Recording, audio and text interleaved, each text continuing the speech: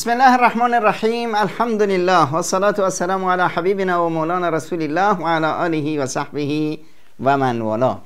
همراه رسول اکرم صلی الله علیه و سلم از مدینه منوره به سوی بدر حرکت کردیم. اگر یادتون باشه پیامبر اکرم صلی الله علیه و سلم که خبر کاروان ابو سفیان و کاروان ابو سفیان کاروان بزرگی بود و پیامبر اکرم صلی الله علیه و سلم برای گرفتن این کاروانی که توش 50,000 دینار طلا مثلا سرمایه این کاروان بود، برای گرفتن این چندان نیاز به قدرتی نداشت، چون که کاروانی که تنها تعداد تقریبا 40 تا نیروی نظامی بیشتر برای حراست این کاروان قریش نگذاشته بود و مدیریت این کاروان و رهبریش هم به دست ابو سفیان بود. الان فرصتی بود که پیامبر اکرم صلی الله علیه و سلم یک ضربه کاری بر اقتصاد قریش وارد بکنه و اون سیاستی که برای مجبور کردن قریش برای کنار اومدن با پیامبر اکرم صلی الله علیه و سلم بعد از اون تبلیغات بسیار گسترده‌ای که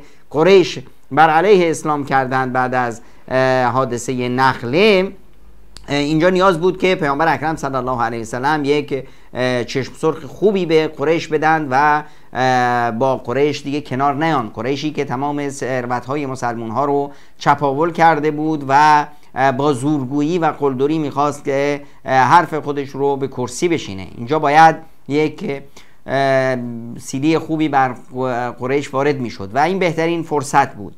پیامبر اکرم صلی الله علیه و سلم هم نیاز داشت که یک حرکت سریع بکنه، چون که این کاروان وقتی که به طرف شام میرفت پیامبر در ذوالعشیره خواستند که این کاروان رو بگیرن، اما سرعت عمل کاروان و به اصطلاح دیر رسیدن پیامبر باعث شد که این کاروان از دستشون بره. الان خود همین کاروان هست که داره برمیگرده، پس یک جهش سریع ما نیاز داریم. پیامبر اکرم صلی الله علیه و سلم فوراً هم اعلام کردن که هر کسی که آمادگی کامل داره میتونه آماده بشه. یالا بسم الله.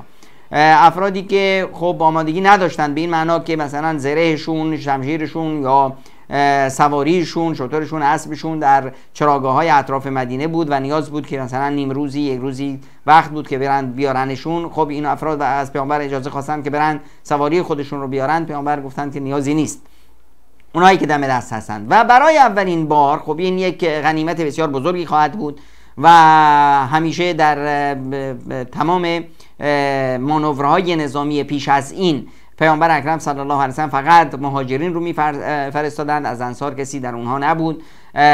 الان این انصاریانی که این همه زحمت کشیدند خب باید قدرشناسی بشن. پیامبر اکرم صلی الله علیه و سلم اجازه دادند که از انصاریان هم افرادی که میخوان بیان و انصار هم که همیشه شوق داشتند که به پیامبر خدمت کنند، بیشترین تعداد 200 اندی از انصاریان حرکت کردند و تعداد مهاجران در این چیزی حدود 86 نفر بودند، بقیه همش انصاریان بودند، یعنی 313 نفر یا بیش کم و بیش، در بعضی روایات 340 نفر که سپاه که بود بیشترشون انصاریان بودند.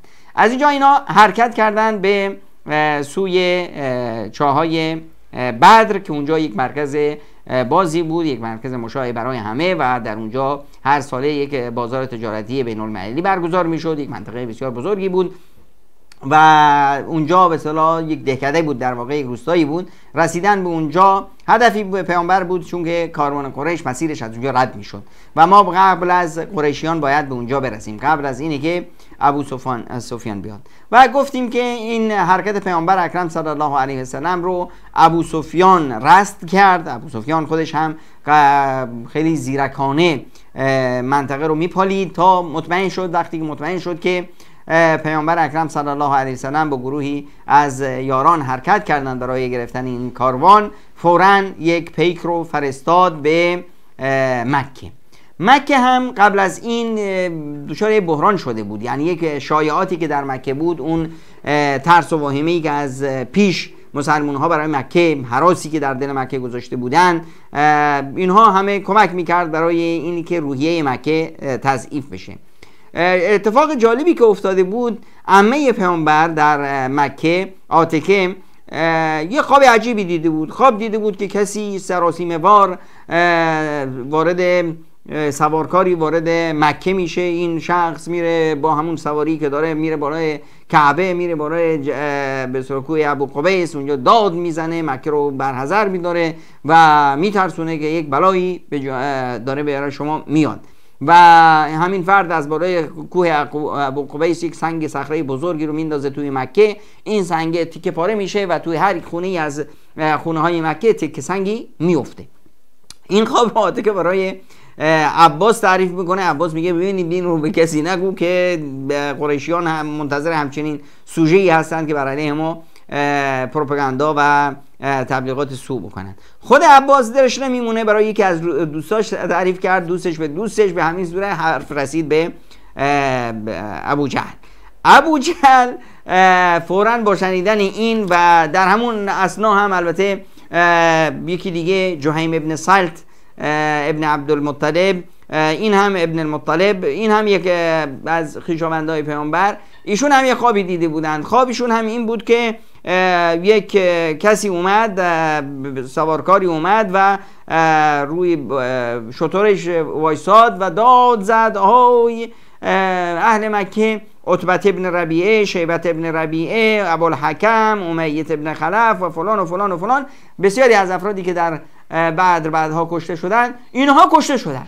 خب اینو سران قریش کسی بیاد همچه حرفی بزنه که آقا فلانی خواب دیده که ابوجهل کشته شده، فلانی خواب دیده که امیه کشته شده، خب این خوب پیچی توی شهر.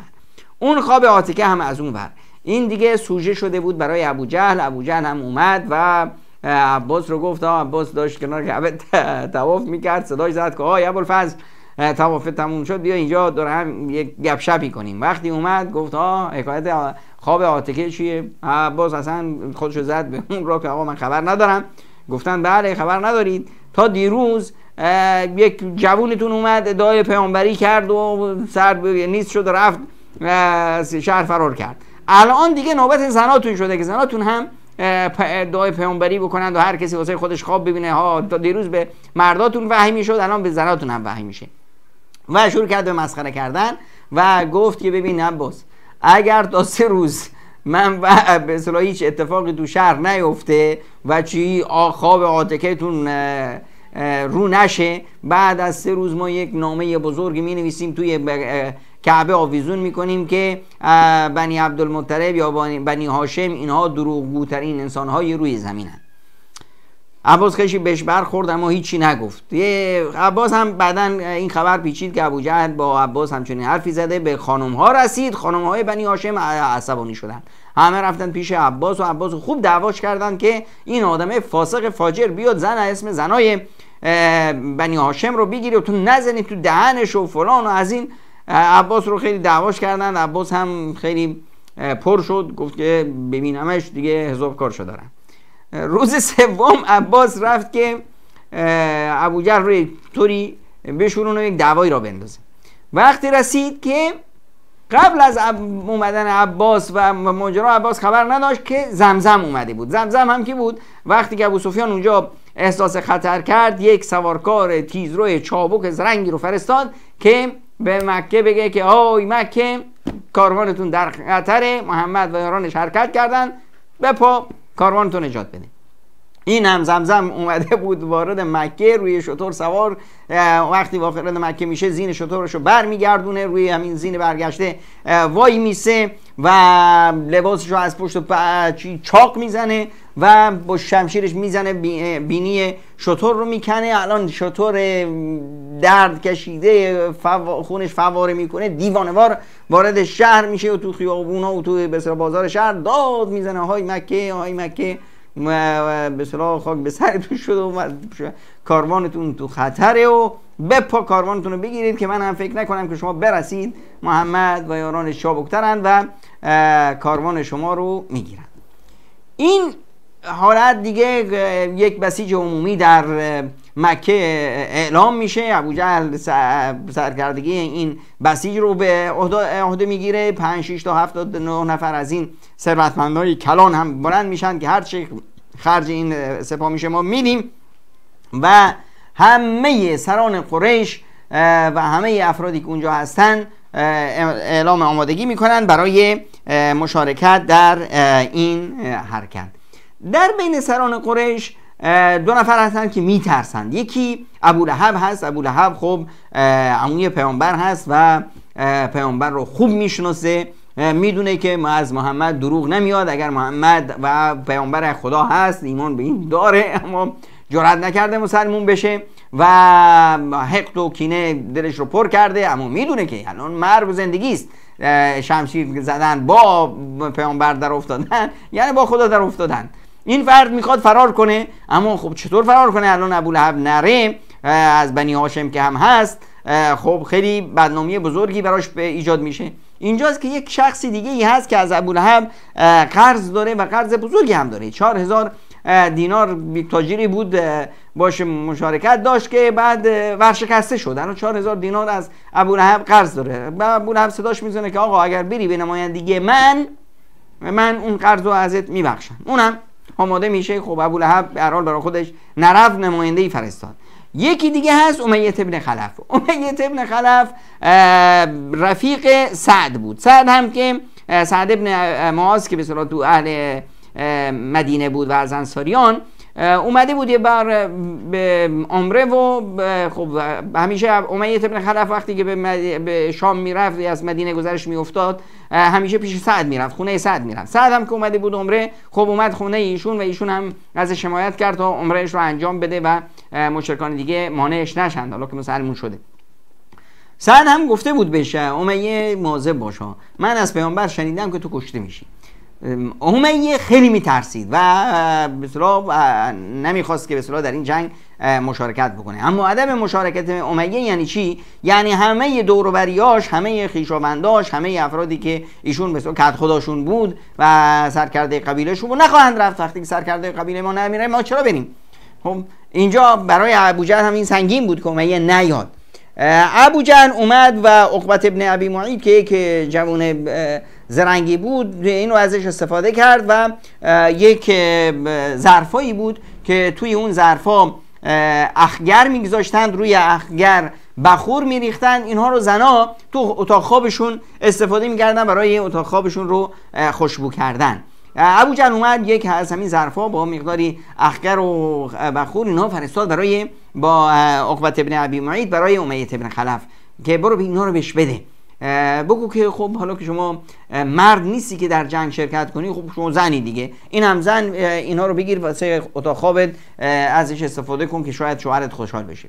این به امیه خیلی فحش بدی بود و خیلی بهش برخورد که من مرد نیستم و اینجوری به اصطلاح ابوجهل با زیرکی اون رو برانگیخته من نشونتون میدم که مرد کیه و جنگجو کیه و بلند شد که به اصطلاح زنش سوال زد که امیه مگه یاد رفته که اون برادر یثربیت بهت چی گفت؟ دوست سعد ابن معاذ بهش چی گفت؟ دیگه گفت که واقعا اینا آبروریزی میکنند، اگر من نرم دیگه به من میگن نامرد و فلان و از این حرفا. این هم بیچاره اومد و اینها حرکت کردن. این به اصطلاح لشکر رسید به چاهای بدر به اصطلاح. خب در مسیر این به اصطلاح ابو سفیان تونست که لشکر یا سپاه به اصطلاح خودش رو یا کاروان تجارتی رو مسیرش رو عوض کنه و اون رو نجات بده و در میان راه هم براشون پیام فرستاد که آقا ما تونستیم کاروان رو نجات بدیم، دیگه نیازی نیست که شما مسیر رو ادامه بدید. اما ابوجهل چیز دیگه میخواست. ابوجهل میخواست که بیاد اون آبرو حیثیت قریش که الان شکست خورده و اون بدنامی هایی که به بار آمده و اون قدرت و توانی که پیامبر و یاران در منطقه به نمایش گذاشته بودند و اون هیبت قریش که از دست رفته اون رو بازگردونه. پس هدف این بود که ما واسه همین هم خیلی از رقاص‌ها و از نمیدونم ترانه سراها و همه اینا رو با خودش آورده بود که اونجا یک سرصدایی و یک جشنواره بزرگی در بدر ایجاد کنند و هدفش این بود که ما 3 روز در جای بدر اتراق میکنیم، چون که عادت عرب ها بر این بود که در هر جنگی که به جنگ میکردن اون سپاه پیروز در اون صحنه جنگ 3 روز اونجا میموند و یک جشن رو به پا می‌رفت تا همه مردم بدونن که همه منطقه بفهمن که جنگی در بین فلان و فلان صورت گرفته و اینها پیروز شدن. هدف قریش و هدف ابوجهل این بود و خواست ادامه بده. اخنس ابن شریق گفت آقا ما چه نیازی هست که ما مسیر رو ادامه بدیم وقتی که ما هدفمون نجات کاروان تجارتیمون بود، کاروان هم برگشته. الان اگر بریم، اگر جنگی در بیفته، خب کی رو میکشه؟ ما ایم که به اصطلاح خویشاوندا و خودمون رو میکشیم. بعد کسی جرئت میکنه که تو چشم کسی دیگه از ما نگاه کنه که برادرش رو کشته و فلان، حالا مسلمون هم که باشن، اما برادر خویشاوند پسر عموه. ابو جهل گفت که نه آقا، تو ترسیدی و فلان از این حرفا و به اصطلاح اما اخنس برگشت و بنو زهره که 300 تا سوارکار داشتند و 300 تا جنگجو داشتن، اونها با اخنس برگشتن، اونها نجات پیدا کردن. اما بقیه خب حرف ابو جهل رو گرفتن. باز هم وقتی که رسیدن به اون نزدیکی های بدر، باز حکیم ابن حزام دید که ما مرتکب یک کار بسیار خطرناکی میشیم و در این جنگ هر چه باشه ما همهشون رو هم بکشیم، اونها هم از ما افرادی رو خواهند کشت. اون وقت بعد از این جنگ ما چطور میتونیم در اون انسجامی که در مکه داریم رو حفظ بکنیم؟ وقتی که من میدونم که فلانی برادرم رو کشته، فلانی پسرمون رو کشته، یا فلانی بدونه که من پدرش رو کشتم، در اینجا خب این روابط اجتماعی ما رو به هم میریزه. چه کسی میتونه این قضیه رو حل و فصلش کنه؟ دید که عتبه ابن ربیعه این بهترین کسی هست که میتونه اینجا حلی بیاره. اومد پیش به عتبه ابن ربیعه. ببین عتبه، ابو جهل چیزی رو که بهانه گرفته اینی که مسلمون ها در غزوه در سریه نخله، در حادثه نخله، یکی ابن حضرمی رو کشتن. ابن حضرمی هم از همپیمانای شماست. شما بیا یک مردانگی بکن که در تاریخ اسمت بمونه. گفت چیکار کنم؟ گفت بیا و بگو که آقا با خونبه های ابن حضرمی رو من میدم و من ابن حضرمی اینا همپیمانای من هستم، من راضیشون میکنم، آقا برگردید که همچنین جنگی صورت نگیره. عتبه قبول کرد و حکیم ابن حزام رو فرستاد که به ابو جهل و سران بگه که آقا عتبه حاضره که این حرف رو بزنه، این به اصطلاح قضیه رو به عهده بگیره و هزینه‌اش رو برداره و شما به اصطلاح نیازی نیست که به جنگ برید. وقتی این رو اومد، ابو جهل مسخرهش کرد. حکیم، از کی تا حالا که ما میبینیم که شما دیگه نامرسون شدی برای مردم؟ یعنی تویی که یک مکانتی داری و یک رعیتی اومدی به اصطلاح نامه دیگران رو بزنی؟ این رو حکیم زودتر اومد، چون عتبه خودش هم میخواست بگی، اما خب فرصت اینطوری بود که تأخیر شد، این رو اطلاع داد. حکیم گفت بله، من برای غیر از عتبه دیگه در شأن من نیست که برای هر کسی نامه رسونی بکنم. یعنی این میخواست بگه چغالی داری میکنی. گفت بله، اما مثلا برای عتبه من قبول دارم که نامه رسانی ایشون هم باشم. خود ابو جهل هم اومد گفت که نه آقا، این عتبه مثل اینکه ترسیده، آدم بزدل ترسیده و الان به اصطلاح ترس ورش داده. عتبه هم بهشون گفت که آقا جان، من اینا رو میبینم، این مسلمان ها رو ببینید، اینها هر یکی شمشیری تو دستش هست و چشاشون رو ببینید، شکل و قیافه‌شون ببینید، سرانشون مثل سرهای اژدهاست و صورتاشون هم مثل شمشیر تیزه.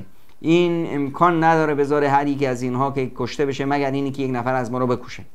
اگر اینها با این عددی که دارن، اگر بتونن 300 نفر از ما رو بکشن، بعد از رفتن 300 تا از عزیزامون دیگه ما به چه روی تو شهر خودمون باشیم و چطور میتونیم به اصطلاح یک زندگی درستی رو داشته باشیم؟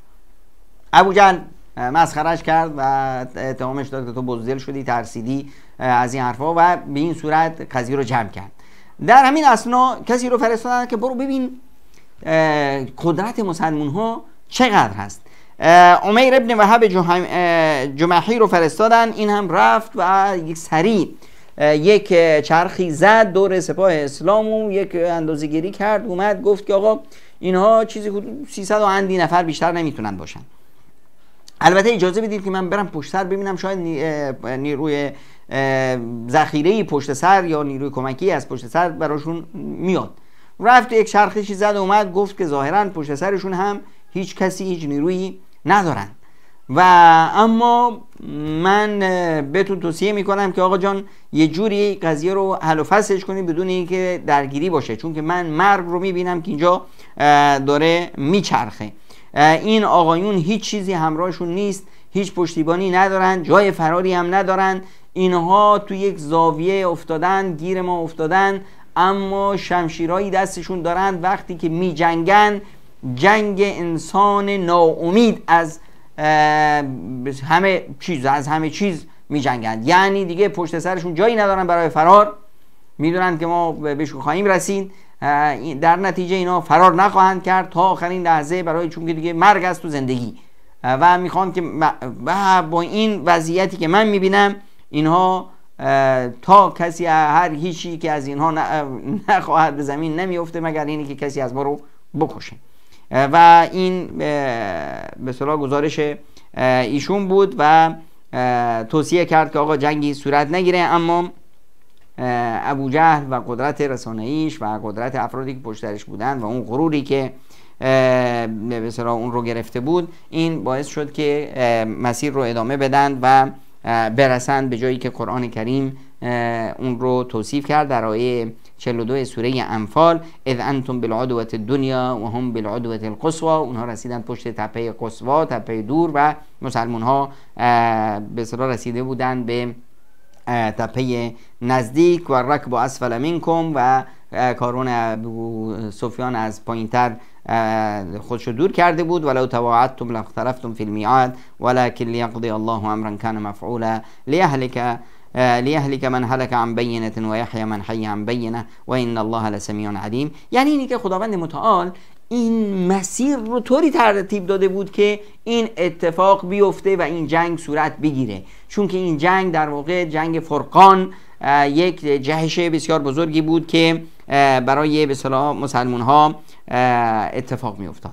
شبان هنگام پیامبر اکرم صلی الله علیه و سلم یاران رو منتقل کردند به چاهای بدر و در سکوت کامل شترها، زنگوله ها برداشته شد و اومدن و جای چاهای بدر و اینجا جا رو مشخص کردند و گفتیم که چطور پیامبر اکرم صلی الله علیه و سلم اومدن چای اخیر رو گرفتن و اونجا یک حوضی زدن و بقیه چاها سرشون بستن تا مسلمان ها آب داشته باشند و دشمن آب نداشته باشه. سعد ابن معاذ اومد اینجا پیشنهاد داد که یا رسول الله، چطوره که ما بیاییم و اینجا یک مرکز فرماندهی برای شما درست کنیم، یک جایی رو سایبان بزنیم. این سایبان به معنای عریش سایبان، و همونجا هم الان جایی هست که مسجدی هست به نام مسجد عریش. اون دقیقاً همون جایی هست که برای پیامبر اکرم صلی الله علیه و سلم یک سایبان زده بودند و در روی یک تپه هست که از اونجا میتونست میدان معرکه رو کاملا زیر نظر داشته باشیم. به این صورت برای پیامبر جایی مشخص شد و که از اونجا سپاه رو فرماندهی بکنه. و سعد هم این نقطه رو اشاره کردند که یا رسول الله، ببینید این یک جنگ هست و جنگ به معنای پایان دعوت نیست، اما ما نباید اجازه بدیم که با این جنگ دعوت ما ضرر برسونه. یعنی صحابه جونشون، مال و زندگیشون، همه چیزشون رو گذاشته بودن برای دعوت و اینی که این رسالت آسمون به ثمر برسه و هیچ گزندی به پیامبر و روند رشد دعوت اسلامی وارد نشه. اینجا بود که اومد و با یاران یک گروه ذخیره‌ای رو آماده کردن، گروه واکنش سریعی که در کنار پیامبر اکرم صلی الله علیه و سلم باشه و وظیفه این مجموعه این باشه که اولا چون که در جنگ‌های این چنینی بیشترین ترکیز دشمن روی به اصطلاح سرکرده اون سپاه هست که به اصطلاح سرلشکر سپاه، که اون رو اگر بتونن بزنن دیگه جنگ رو بردن. خب جنگ در کنار پیامبر شدت خواهد گرفت و دشمن به اینجا به اصطلاح اگر بتونه برسه بیشترین قدرتش رو روی این منطقه میذاره. اینجا بود که یک افراد بسیار زرنگی باید دور و بر پیامبر می بودن که از ایشون پاسبانی میکردن و در این حال اینها قدرت ذخیره پیامبر هستند که اگر پیامبر احساس کرد، فرمانده احساس کرد که قسمت راست سپاه یا چپ سپاه یا یک جایی در حال ضعف هست و نیاز به قدرت داره، فوراً از اینها استفاده کنه و برای تقویت به اصطلاح نقاط ضعف سپاهش از اینها استفاده کنه. یعنی یک نیروی ذخیره بسیار مهم که اینها در کنار پیامبر اکرم صلی الله علیه و سلم بودن و در این حال یک شتر تیزرویی رو هم سعد آورد همونجا و گفتند که یا رسول الله ما از اونجا برای جنگ نیومدیم و در مدینه اگر صحابه همه میدونستند که ما در همچنین به اصطلاح وضعیتی قرار خواهیم گرفت، تعداد ما این نبود. خیلی همه عزیزانی که در مدینه هستند اونها می اومدن، یعنی عشق و محبت اونها ما به شما هرگز از عشق و محبت اونهایی که در مدینه هستند کمتر نیست، بیشتر نیست. اونها هم مثل ما شما رو دوست دارند و مثل ما در راه دفاع از شما جانفشانی خواهند کرد، اما خب به هر حال ما برای این نیومده بودیم. اگر شما احساس کردید که ما شکست خوردیم، شما خودتون رو در اسرع وقت به مدینه برسون و سپاه رو آماده کن و برای حفظ مدینه، چون که دشمن اگر ما رو شکست بده احتمال اینی که به مدینه یورش ببره هم زیاد هست و میتونیم به اصطلاح مسیر رو ادامه بدیم. هدف همه صحابه این بود که اگر خدایی نکرده اونها در اینجا شکست بخورن، پیامبر اکرم صلی الله علیه وسلم بتونند جون سالم به در ببرند و به مدینه برسند و مسیر دعوت همچنان ادامه پیدا کنه. این ویژگی صحابه و تربیت صحابه بود و بدین صورت یک جایگاهی برای پیامبر مشخص شد و گروهی در کنار پیامبر قرار گرفتن و خداوند متعال هم این نیروهای رو ببینید در تمام حرکت زندگی مسلمان ها وظیفه دارند که تمام اسباب فیزیکی مادی که در اختیار دارند رو استفاده بکنند ولی در این حال باید بدونیم که این دنیا یک گرداننده‌ای داره. این دنیا همینجور خداوند متعال رهاش نکرده. خداوند متعال وجود داره و دنیا رو میچرخونه. اون کسی که کهکشان‌ها رو میچرخونه در زندگی ما هم نقشش واضح و روشن هست. پس خداوند متعال این مؤمنانی که چنین با عشق و محبت از دین اسلام دفاع می‌کردن و ارزش‌ها رو پاسبانی می‌کردن، اینها رو تنها نگذاشت و سربازان خداوند متعال بسیارند. از کون و سخر لکم ما فی السماوات و ما فی الارض، هر آنچه در آسمان ها و زمین هست تسخیر هست و سربازان الهی هستند و از جمله سربازانی که خداوند متعال مؤمنان رو در این معرکه با اونها یاری داد، در سوره انفال آیه 11 خداوند متعال اونها رو بیان کرده: اذ یغشیکم النعاس امنة منه و ینزل علیکم من السماء ماء لیطهرکم به و یذهب عنکم رجز الشیطان ولیربط علی قلوبکم و یثبت به الاقدام. از سربازای گمنامی که در اینجا نقش ایفا کردن یکی خواب بود. در همچنین وضعیت بحرانی خب سرباز کجا میتونه بخوابه؟ خداوند متعال یک خواب آرامی رو فرستاد برای این سربازانی که ترس و دلهره اونها رو برداشته بود، برای همیشه تو این دغدغه بود ما برای جنگ نیومدیم، الان تو هچل افتادیم، توی درگیری گیر کردیم فلان و از این حرفا. با این خواب این دغدغه و این به اصطلاح از ذهنشون رفت و آرامش پیدا کردن. و همچنین باران اومد و باران خیلی خوبی اومد و این افرادی که این مسیر رو طی کرده بودن خسته و کوفته کثیف شده بودن، لباساشون، جسمشون، بعضیاشون مثلا نیاز به غسل داشتن در این مدت و با تیمم یا با وضو خودشون رو پاک میکردن، اما در داخل خودشون احساس میکردن که نیاز به نظافت دارن. به خصوص مسلمون با نظافت خیلی حالتش بسیار حالت حساسی هست، چون که هر مسلمونی موظف هست که روزانه حداقل 5 بار نصف خودش رو بشوره و در همچنین حالتهایی این امکان پذیر نبود. کمبود آب و همه این بارون که اومد دیگه مسلمان ها کیف کردند. یک طهارتی جسمی که این طهارت جسمی به اونها آرامش روحی داد، این براشون مهیا شد. همشون غسل گرفتن، آمادگی گرفتن، فرش شدن، سرحال شدن. و در این حال این بارون یک نقش دیگه هم که داشت، این مسیر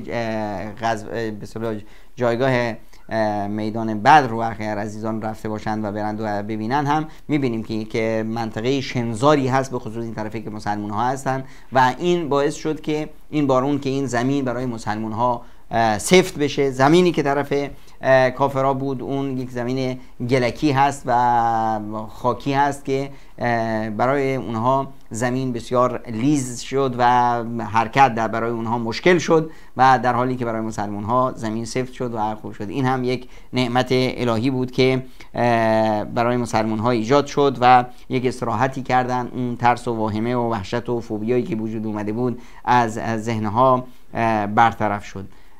یه میون برنامه میگیریم و برمیگردیم ادامه ماجرا رو با هم دنبال میکنیم.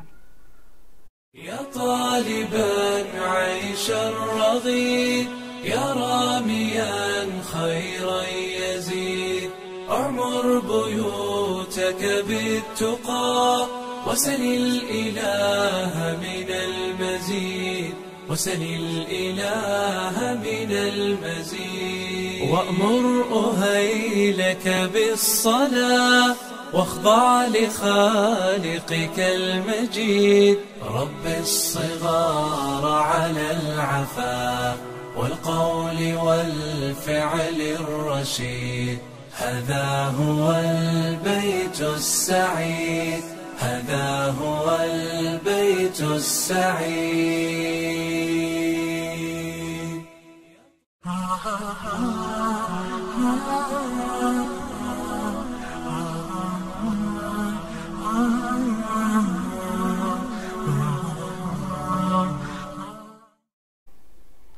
بله عزیزان، بر میدان معرکه هستیم و یک ویژگی بسیار مهمی رو که در میدان معرکه ما میبینیم و پیامبر اکرم صلی الله علیه و سلم اون رو اجرا میکرد، قضیه میدان معرکه بود. خود پیامبر اکرم صلی الله علیه و سلم همیشه در همه حالت ها میبینیم که پیامبر اکرم صلی الله علیه و سلم تلاش دارن دشمن رو به گونه‌ای غافلگیر کنند، یک شوک بزرگی رو به دشمن وارد بکنن در ابتدای معرکه و که به اصطلاح اون روحیه دشمن رو تضعیف بکنه.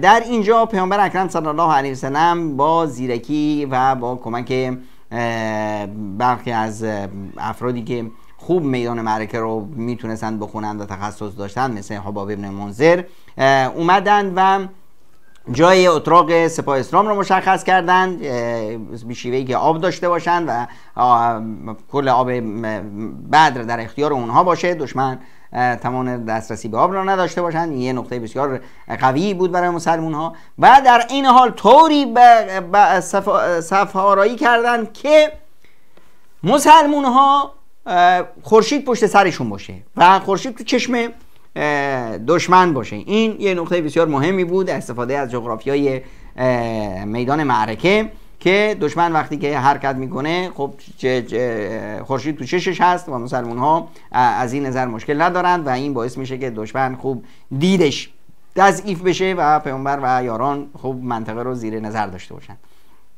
و همچنین طوری بود که مسلمان ها در حالت نیاز میتونستن عقب نشینی کنن، به صورت تپه در بالایی قرار بگیرن و دشمن در مکان پایینتر، و این هم یه نقطه خوبی بود برای مدیریت به اصطلاح جنگ. و یک کار بسیار مهم دیگه کردن که یک تاکتیک جدید جنگی رو پیامبر اکرم صلی الله علیه و سلم اونجا اجرا کردن. در جنگ های عرب هایی که در این منطقه بودند یک شیوه جنگی رو عرب داشتن به نام کر و فر، یعنی هجوم و عقب نشینی، هجوم و عقب نشینی. همیشه سپاه دشمن با تمام قدرتش بر سپاه مقابلش هجوم می‌برد، با تمام قدرتش حرکت می‌کرد، یه درگیری صورت می‌گرفت. اگر دشمن عقب نشینی می‌کرد این هجومش رو ادامه میداد، اگر دشمن قدرتی پیدا می‌کرد اینها برمیگشتن به یک عقب نشینی سریع رو انجام میدادن، بعدش خودشون رو آماده میکردن، باز این قضیه رو به این صورت ادامه میدادن تا یکی از دو طرف فرار میکرد و میدان رو میگذاشت. خب پیامبر اکرم صلی الله علیه و سلم اومدن یک تاکتیک جدید رو اجرا کردن، اومدن صف آرایی کردن. تعداد مسلمان ها کم هست، با وجود تعداد مسلمان ها این صف آرایی به این صورت بود که اول یک صفی رو گذاشتن که اینها صف تیراندازا که و به تیراندازا هم امر کرده بودن که مواظب تیراتون باشید، تیراندازی نکنید تا وقتی که دشمن وقتی حمله میکنه خب با کدوم قدرتش میاد، قدرت اولی که دشمن میاره قدرت اسب سوارا هستن. اینها وقتی نزدیک میشن و در تیررس شما قرار گرفتن شما اون وقته که تیراندازی بکنید. خب این یک ضربه شدیدی به دشمن وارد میکنه. مهمترین قدرت دشمن همون اسب سوارا هستن، سوارکارها در واقع در همچنین جاهایی جایگاه مثلا تانک رو دارن و پیاده نظام پشت اونها حرکت میکنه و از حمایت اونها برخوردار است. وقتی که این سوارکارها رو ما با تیر زدیم، خب قدرت دشمن رو شکستیم، اون هیبت دشمن در واقع شکسته میشه. صف دوم رو پیامبر اکرم صلی الله علیه و سلم نیزه‌دارا رو گذاشتن. الان یک سوارکاری که از تیر نجات پیدا کرده میرسه به صف دوم و اینجاست که با نیزه های مسلمان ها روبرو میشه که این نیزه ها شکم های اسبه ها و شکم های اونا رو میدرن. بعد از اون شمشیر زن ها، پیاده نظام. اینجاست که پیامبر اکرم صلی الله علیه و سلم به این صورت با 3 صف و 3 صد اون قدرت دشمن رو میشکست. خب این تاکتیکی بود که قریش باش آشنایی نداشت و عدم آشنایی قریش با این شیوه اونها حرکت میکردن کر و فر و فکر میکردن که خب قدرت دست اونهاست که اونها هجوم رو اونها میکنن. در نتیجه مسلمان ها نمیتونن با ضد هجوم به اصطلاح مواجه بشن. دیدن که اونها حمله میکنن و مسلمان ها از جاشون تکون نمیخورن. این براشون خیلی عجیب بود تا یهو با بارون تیرها به اصطلاح مواجه شدن. این شیوه تاکتیک جدید پیامبر بود که صف آرایی کرده بود سپاهش رو، همراه با یک قدرت ذخیره برای حالتهای استثنایی و اورژانس که اگر نیاز شد جاهای تضعیف شده سپاهش رو باش ترمیم کنه و همچنین اگر دشمن تونست به نزدیک مقر فرماندهی برسه بتونن اون رو شکست بدن. این شیوه بود که پیامبر اکرم صلی الله علیه و سلم اجرا کرد و در اینجا هم به صحابه تمام تاکتیک های مورد نیاز رو آموزش داد و بهشون گفت اندن القوم منکم فانضحوهم بالنبل، صبر کنید تا نزدیک بشن. وقتی که نزدیک شدن تیراندازی کنید، تیراتون رو ضایع نکنید تا دشمن در تیررس شما قرار نگرفته تیراندازی نکنید و تا دشمن در کنار شما نیومده نرسیده شمشیر نکشید. همه اینها به خاطر اینی که ذخیرهشون رو استفاده درست بکنند و از دست ندن و یک نوع با به اصطلاح حفظ آتش بس تا هنگام دستور آتش نزنید تا تیرهاتون ضایع نشه و قدرتتون از دست نره. در همین صف آرایی اتفاقای جالبی افتاد و از جمله اتفاقای جالب اتفاق با یکی از صحابه بود که پیامبر اکرم صلی الله علیه و سلم سواد ابن غزیه وقتی که پیامبر اکرم صلی الله علیه و سلم صفها رو راست می‌کردن و این صف آرایی بسیار مهم بود که صفها یک نوع انسجام و تار و پودش به هم بافته بشه. یکی از صحابه به نام سواد ایشون یکم جلو می اومدن. پیامبر اکرم صلی الله علیه و سلم دستشون یک عصایی بود، یک چوبه یکی بود، صفا رو راست میکردن به این صحابی که جلو اومده بودن همینجور به شکمشون زدن و که سر صف درست وایسا. ایشون هم گفت اوه یا رسول الله شکمم زدی منو اذیتم کردی، من میخوام که قصاص بگیرم. و پیامبر اکرم صلی الله علیه و سلم در همچنین حالتی، در همچنین حالت بحرانی و یکی از صحابه همچنین ادایی رو در میاره، خب پیامبر هم گفتن خب بیا این عصا رو بگیر و همونطور که من زدمت بزن. یعنی پیامبر اکرم صلی الله علیه و سلم در قضایای عدالت و در قضایای مراعات حقوق همه، اینجا پیامبر ایشون رو نخواستن بزنن یا نخواستن اذیتش کنن، اما خب این رو زن و اینشون ادعا میکنه که شما به شکمم زدید و من دردم گرفته، میخوام خب اینجا پیامبر اکرم صلی الله علیه و سلم رمز عدالت هست، پردا نکنه که خداوند من پیامبر رو بازخواست کنه که چرا این بنده مؤمن رو زدی. اومدن سواد از زیرکیش این بود که وقتی اومده بود همچین جای شکمش هم لخت کرده بود و ادعا کرد که یا رسول الله شما وقتی زدید شکم من لخت بود و پیامبر اکرم صلی الله علیه و سلم لباسشون کنار کشیدن که خب این هم شکم من لخت و فوراً سواد اومدند و پیامبر رو به بغل کشیدند و شکمشون رو بوسیدند. همه این صحنه رو میدیدند. پیامبر گفتن سواد وقتی این کاراست چرا همچین کار میکنی؟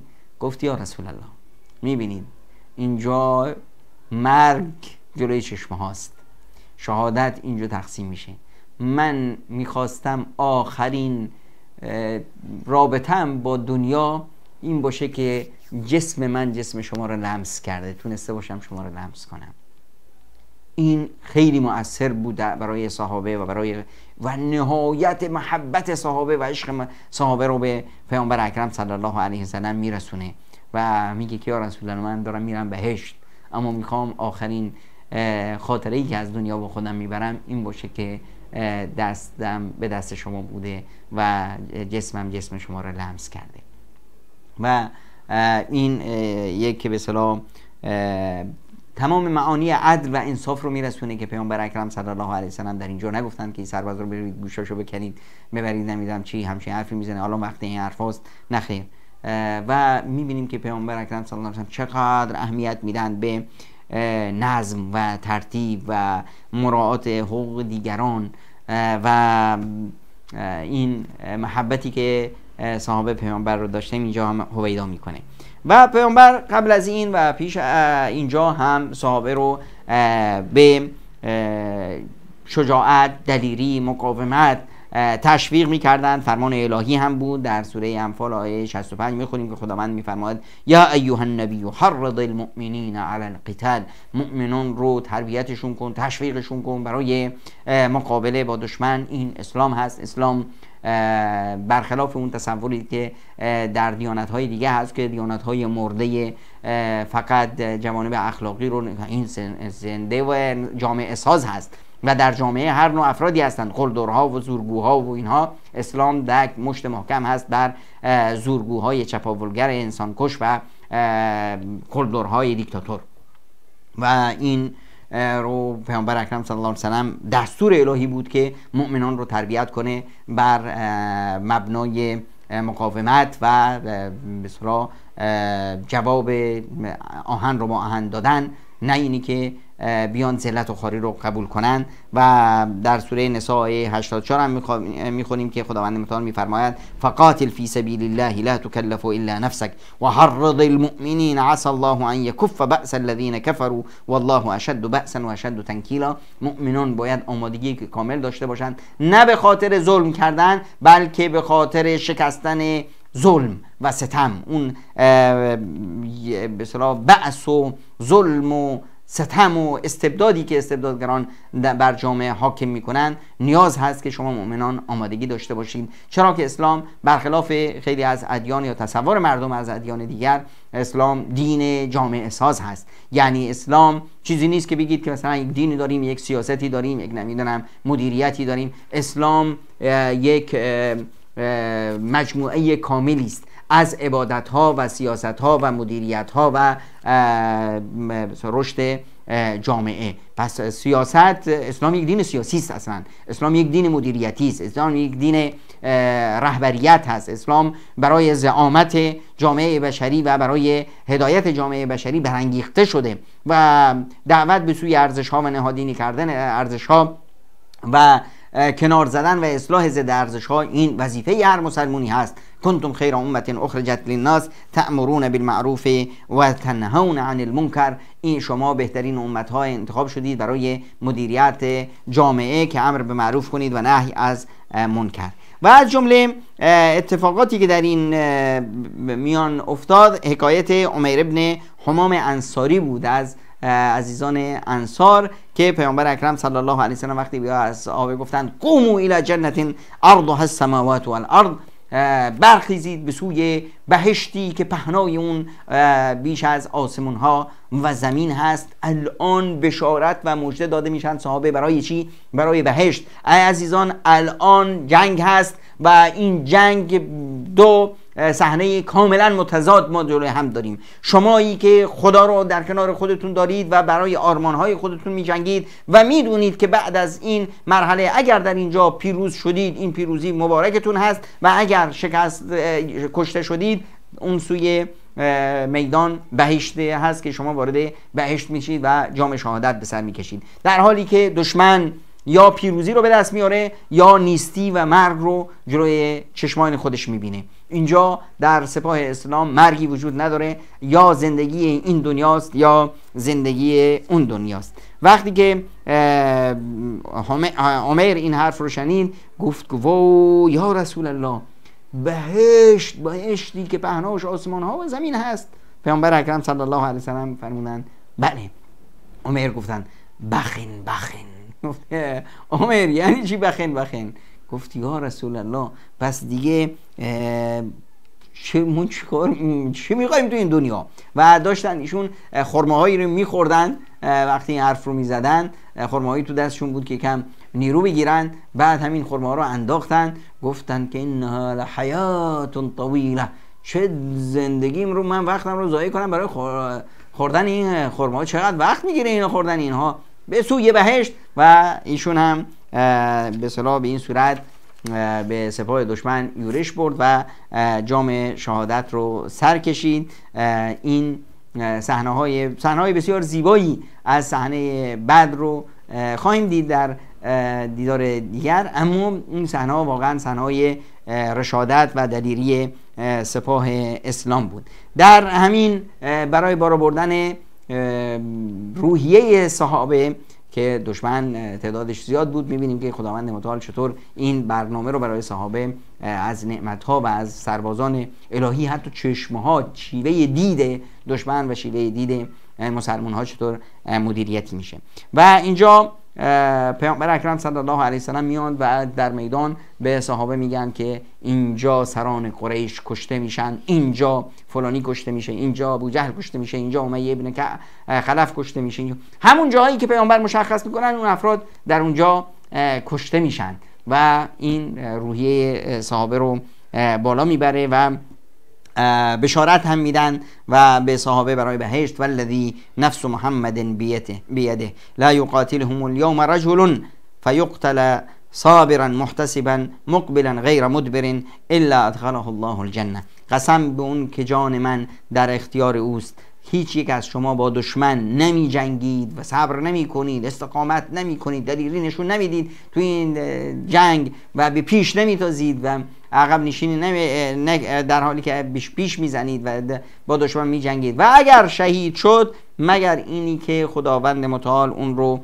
وارد بهشت میکنه. این از یک سو پیامبر اکرم صلی الله علیه و سلم روحیه سپاه رو بالا میبره، تمام تاکتیک های جنگی که متاح هست و امکان پذیر هست از اونها استفاده میکنه، در عین حال از اینی که خداوند متعال باید ما رو کمک کنه و از کمک الله متعال باید بهره بگیریم غافل نیست. و میبینیم که پیامبر اکرم صلی الله علیه و سلم با مناجاتشون خدا رو به میخواند که خداوند متعال به دادشون برسه. اللهم انجز لی ما وعدتنی، دعا میکنند، نیایش میکنند اللهم آت ما وعدتنی، اللهم ان تهلك هذه العصابه من اهل الاسلام لا تعبد فی الارض.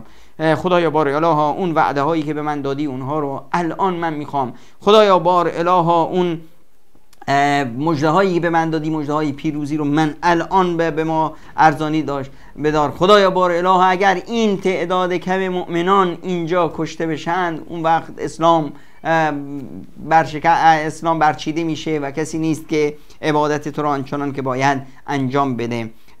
و طوری پیامبر اکرم صلی الله علیه و سلم دعا و نیایش میکردن که ابوبکر و اطرافیان گفتند یا رسول الله بسه خداوند متعال حتما به تو کمک خواهد کرد، حتما خداوند متعال به ما یاری میکنه و این دشمن شکست میخوره. اما پیامبر دعا میکردند اللهم انشدک عهدک و وعدک، اللهم ان شئت لم تعبد و اللهم هذه قریش قد اقبلت بخیلائها و فخرها تحادك وتكذب رسولك، اللهم فنصرك الذي وعدتني، اللهم احنهم الغدات خدایا بار الها این قریش هست که با کبر و غرور و جبروت خودش اومده اینجا با تو می جنگه و پیامبرت رو تکذیب میکنه. خدایا پیروزی که به من وعده دادی، خدایا اینها رو در همین جا هلاک بکن.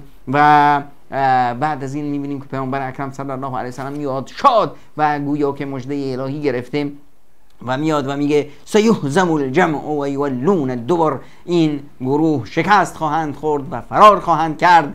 و به این صورت مژده میده به صحابه. و در اینجا ما میبینیم که در بدترین حالتهایی که یک مؤمن قرار میگیره باید بدونه که خداوند یاریش میکنه و خداوند سپاه اسلام رو کمک میکنه و مؤمن در هر حالتی باید هم به تمام امکانات مادی و فیزیکی که میتونه از اونها استفاده بکنه، همه چیزایی که در اختیار داره از اونها استفاده کنه، و هم اینی که رابطهش با خداش یک رابطه مستقیمی رو بین خود و خداش برقرار کنه تا بدونه که من در یک مسیری حرکت میکنم که در این مسیر من تنها نیستم، خداوند متعال منو تنها نمیگذاره، خداوند متعال به من کمک میکنه، خداوند متعال این دینش رو تنها نمیگذاره و من رو بسیار تک و تنها در این میدان نمیگذاره. در آیه انفال، سوره انفال آیه 9 میخونیم که خداوند متعال میفرماید اذ تستغیثون ربکم فاستجاب لكم انی ممدکم بألف من الملائکة مردفین. و خداوند متعال مژده میده شمایی که این چنین خدایتون رو میخونید، خداوند متعال از کمک شما غافل نیست و همیشه هم در طول تاریخ و در طول مسیر دعوت و چرخش خداوند متعال برای کون و مکان همین هست که ولا تحسبن الله غافلا عما یعمل الظالمون، گمان مبر که خداوند متعال از این جرم و جنایت ظالمان غافل هست و اونها رو به حال خودشون میگذاره. بعد میبینیم که پیامبر اکرم صلی الله علیه و سلم میان و مشتی خاک میگیرند و میندازن به سوی دشمن و همون چیزی هست که خداوند متعال از اون یاد میکنه و ما رمیت اذ رمیت ولکن الله رمی. پیامبر اکرم صلی الله علیه و سلم فرمودند شاهت الوجوه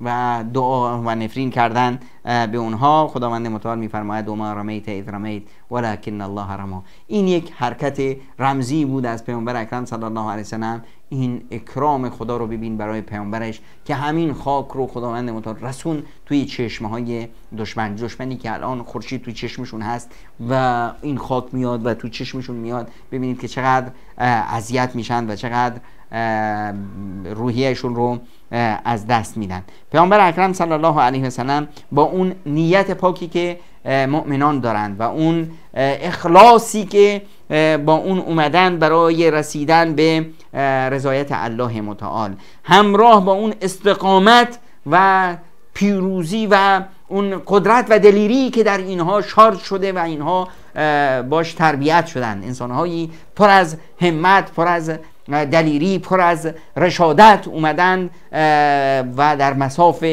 دشمن قرار گرفتن و در عین حال تمام امکاناتی که ممکن هست با تمام تاکتیک های ممکن رو اجرا کردند. قضیه انتخاب زمین معرکه، قضیه انتخاب کجا باشیم و چطور از جغرافیا و از آب و هوا هم استفاده بکنیم، قضیه اینی که چطور برای خودمون آب داشته باشیم و این قدرت رو از دشمن سلب کنیم و این ایمانی که به رهبریت خودشون دارند، این انسجامی که بین اینها هست، این خودگذشتگی و این محبتی که در بین اینها هست که همه تلاش دارن از همدیگه دفاع کنن. و میبینیم که چطور حتی در این سفارایی میبینیم که چطور برادرگونه در کنار خودشون هستند. اون افرادی که پیامبر اکرم صلی الله علیه و سلم بین اینها پیمان برادری بست، یعنی در بین 14 نفری که در بدر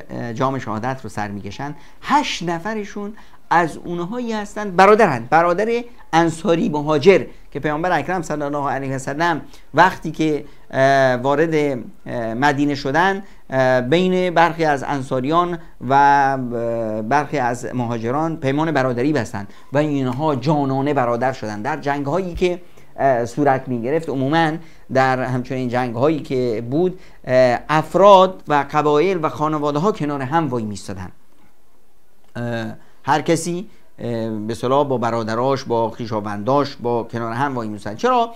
چون که افراد بیشتر هرچی که بسیار نسبت هایشون با هم دیگه، احتکاکشون با هم دیگه بیشتر بود، توانمندی های همدیگه رو بیشتر میدونستن و هوای همدیگه رو بیشتر می‌داشتن. که وقتی مثلا شما می‌بینید کنارت برادرت هست و دشمنی به شما حمله میکنه، شما با یک به اصطلاح حرکت دشمن میفهمید که دشمن چقدر نیرو داره و چقدر شمشیرزن خوبی هست یا نه، و خودت هم شمشیرزنی و قدرت برادرت رو میدونی، دشمن خودت رو هم جلوی خودت داری، احیانا احساس میکنی که نه، این طرف از برادرت خیلی شاید ماهرتره و قویتره. در این حال هم با دشمن خودت میجنگی و هم هوای برادرت رو داری که در لحظه نیاز به اون کمک بکنی. این همیشه در جنگ ها به این صورت بود که خانواده ها، قبایل، افراد، همه افراد به اصطلاح خویشاوندان، افرادی که آشنا بودن دور هم جمع میشدن. الان میبینیم که از ضمن اینها همین برادرای مهاجر و انصاری، یعنی هم مهاجرش هم انصاری، 8 نفر، یعنی 4 تا مهاجر 4 تا انصاری که با هم پیمان برادری رو پیامبر اکرم صلی الله علیه و سلم در میان اینها بسته بود، در کنار هم جام شهادت رو سر میکشند. ببینید که چقدر این جامعه انسجام داره و چقدر محبت دارن و چقدر همدیگر رو به اصطلاح دارن در کنار هم و از همدیگه دفاع میکنن و هوای همدیگر رو دارن. و به این صورت پیامبر اکرم صلی الله علیه و سلم این جامعه رو تربیت کرده بود که در همچنین مواردی که جنگ بسیار وحشتناکی هست، بسیار خطرناک هست، دشمن تعدادش بسیار زیاد هست، چطور پیامبر اکرم صلی الله علیه و سلم این صحابه رو هم تربیت کردن برای همچنین حالتهایی و چطور رحمات الهی شامل حالشون میشد و قدرت الهی اونها رو تنها نمیگذاشت و رحمت الهی از بارون، از خواب، از شاحت الوجوه و از خورشیدی که تو چشماشون هست، همه اینها دست به دست هم داده بودن تا مؤمنان رو یاری بدن. و چطور پیامبر اکرم صلی الله علیه و سلم سفارایی کردن، اون سفارایی که در سوره صف آیه 4 خداوند متعال از اون به عنوان یک شاخصه خوب یاد میکنه: ان الله یحب الذین یقاتلون فی سبیله صفا کانهم بنیان مرصوص. خداوند متعال میخواد شما وقتی که در راه خدا حرکت میکنید، یک کاری رو میخواد به ثمر برسید، یک جهادی رو به ثمر برسید، یک انسجام بسیار قوی داشته باشید، مثل یک دیوار سترگ به سوی دشمن حرکت کنید در تمام مراحل جهادی و چه در میدان معرکه، چه در میدان دعوت، چه در میدان علم و اندیشه. باید مؤمنان چنین استوار باشند و چنین استحکام داشته باشند تا بتونند دعوت اسلام رو به ثمر برسند و از تمام تاکتیک های ممکنه استفاده درست رو ببرند برای به ثمر رساندن دعوت توحید. هنوز معرکه شروع نشده. صحنه های زیبایی رو از جهاد بدر، غزوه فرقان خواهیم داشت، غزوه‌ای که سوره انفال به اون اهتمام داده، در سوره آل عمران و در جای مختلف از قرآن کریم به شیوه هایی به این غزوه اشاره شده. حالا تا دیدار بعد که همچنین فرصتی در اختیار ما باشه و بتونیم بیشتر در میدان بدر صحنه های رشادت و دلیری سپاه اسلام رو مشاهده کنیم. تا دیدار دیگر همه شما عزیزان رو به الله منان میسپارم. الله شما را یار باد و یاور.